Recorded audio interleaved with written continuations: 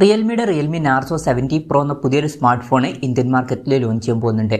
ഈ ഒരു ഫോണിൻ്റെ ഇന്ത്യയിലെ ലോഞ്ച് ഡേറ്റ് ഇപ്പം ഒഫീഷ്യലായിട്ട് കൺഫേം ആയിട്ടുണ്ട്. പിന്നെ ഫീച്ചേഴ്സിനെ പറ്റിയിട്ടുള്ള ചില കാര്യങ്ങളൊക്കെ ഇപ്പം അറിയാനും കഴിഞ്ഞിട്ടുണ്ട്. എന്തായാലും ഈ ഒരു വീഡിയോയിൽ നമ്മൾ നോക്കാൻ പോകുന്നത് റിയൽമി നാർസോ 70 പ്രോ എന്നുള്ള സ്മാർട്ട് ഫോണിനെ പറ്റിയിട്ടാണ്.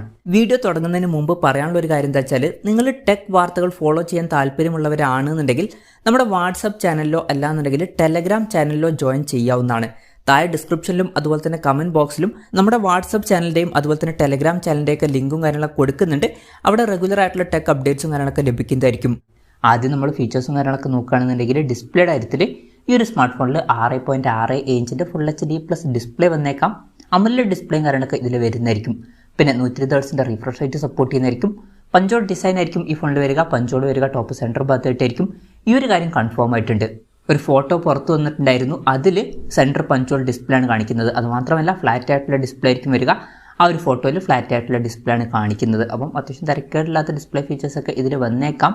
പിന്നെ ഇൻ ഡിസ്പ്ലേ ഫിംഗർ പ്രിൻറ്റ് സെൻസറും കാര്യങ്ങളൊക്കെ ഈ ഫോണിൽ വരുന്നതായിരിക്കും. ഈ ഒരു ഫോണിൽ ഗ്ലാസ് ബാക്ക് ബോഡിയും കാര്യങ്ങളൊക്കെ വരും. പ്രോസസ്സറിൻ്റെ കാര്യം പറയുകയാണെന്നുണ്ടെങ്കിൽ MediaTek Dimensity 7050 എന്ന പ്രോസസ്സർ ഈ ഫോണിൽ വന്നേക്കാം. 25,000 രൂപ പ്രൈസ് റേഞ്ചിലൊക്കെയാണ് ഈ ഫോണിൻ്റെ വില എന്നുണ്ടെങ്കിൽ തിരക്കേടില്ലാത്തൊരു പ്രോസസ്സർ എന്ന് പറയാവുന്നതാണ്. 20,000 രൂപ പ്രൈസ് റേഞ്ചിലാണെന്നുണ്ടെങ്കിൽ അത്യാവശ്യം നല്ലൊരു പ്രോസസ്സർ എന്നും പറയാവുന്നതാണ്. പിന്നെ 5G സപ്പോർട്ടും കാര്യങ്ങളൊക്കെ ഇതിൽ വരുന്നതായിരിക്കും. ഈ ഒരു ഫോണിൽ എയർ ജസ്റ്റേഴ്സും കാര്യങ്ങളൊക്കെ വരുന്നതായിരിക്കും. 10ഓളം എയർ ജസ്റ്റേഴ്സ് ഇതിൽ വരും. ഇൻട്രസ്റ്റിംഗ് ആയിട്ടുള്ള ഒരു ഫീച്ചറാണ്. ഈ ഒരു കാര്യം ഇപ്പം ഒഫീഷ്യലായിട്ട് തന്നെ അവർ കൺഫേം ചെയ്തിട്ടുണ്ട്.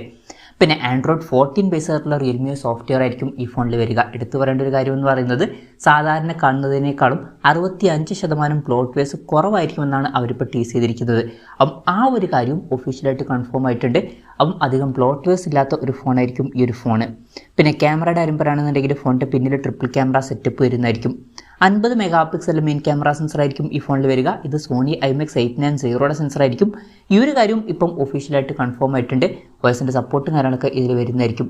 പിന്നെ 8 മെഗാ അൾട്രാ വൈഡ് ആംഗിൾ ലെൻസും ഇത് കൂടാതെ 2 മെഗാ ഒരു സെൻസറും ഇതിൽ വന്നേക്കാം. പിന്നെ ഫ്രണ്ടിൽ 16 മെഗാ സെൽഫി ക്യാമറ വരാനാണ് സാധ്യത. ബാറ്ററിയുടെ കാര്യത്തിൽ 5000 mAh ബാറ്ററിയും കാര്യങ്ങളൊക്കെ ഇതിൽ വരുന്നതായിരിക്കും. 67 വാട്ടിൻ്റെ ഫാസ്റ്റ് ചാർജ് സപ്പോർട്ടും വന്നേക്കാം. Type-C ചാർജിംഗ് പോർട്ടുമായിട്ടായിരിക്കും ഈ ഒരു സ്മാർട്ട് ഫോൺ വരിക. അപ്പം ഇതൊക്കെയാണ് ഫീച്ചേഴ്സിനെ പറ്റി പറയേണ്ട കാര്യങ്ങൾ. ഇനി വിലയുടെ കാര്യം പറയുകയാണെന്നുണ്ടെങ്കിൽ ഈ ഫോണിൻ്റെ വില 30,000 രൂപയ്ക്ക് താഴെ ആയിരിക്കുമെന്നാണ് ഇപ്പോഴുള്ള റിപ്പോർട്ടുകൾ പറയുന്നത്. പക്ഷേ നമ്മുടെ എക്സ്പെക്ടേഷൻ പറയുകയാണെന്നുണ്ടെങ്കിൽ ചിലപ്പം 25,000 രൂപയ്ക്ക് താഴെ തന്നെ ഈ ഫോണിൻ്റെ വില വന്നേക്കാം. അപ്പോൾ ഞാൻ ഈ ഒരു ഫോണ് ഒരു 22,000 23,000 രൂപ പ്രൈസ് റേഞ്ചൊക്കെ ആയിട്ടാണ് എക്സ്പെക്റ്റ് ചെയ്യുന്നത് ഈ ഒരു ഫീച്ചേഴ്സ് ആണ് എന്നുണ്ടെങ്കിൽ. ഇനി ലോഞ്ച് ഡേറ്റിൻ്റെ കാര്യം പറയുകയാണെന്നുണ്ടെങ്കിൽ മാർച്ച് 19 ഈ സ്മാർട്ട് ഫോൺ ഇന്ത്യൻ മാർക്കറ്റിൽ ലോഞ്ച് ചെയ്യാൻ പോകുന്നത്. ലോഞ്ച് ഡേറ്റ് ഇപ്പം ഒഫീഷ്യലായിട്ട് തന്നെ കൺഫേം ആയിട്ടുണ്ട്.